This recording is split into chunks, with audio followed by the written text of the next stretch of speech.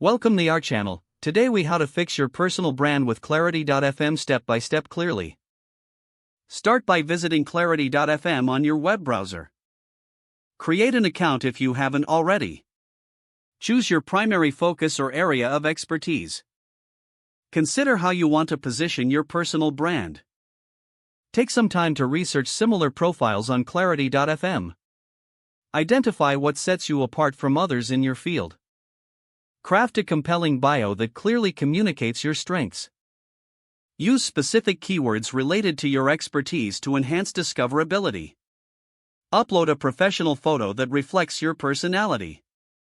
Set an hourly rate that reflects your experience and skills.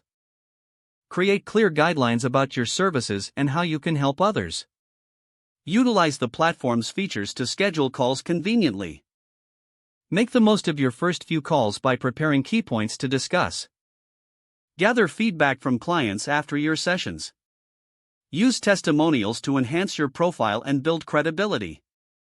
Regularly update your profile to reflect any new skills or accomplishments. Engage with users on the platform to build connections. Share valuable insights on your Clarity.fm page to showcase your expertise.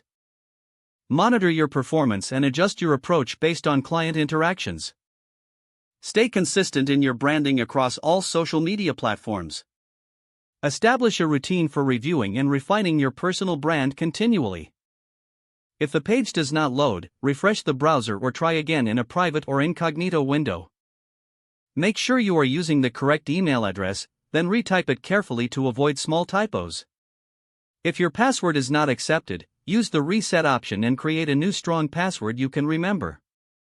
Check your spam folder for verification or security emails, then complete any requested confirmation steps. Enable two-factor authentication if available to improve account security and reduce unauthorized access risk. After signing in, review your profile details so your contact information and settings are accurate and current.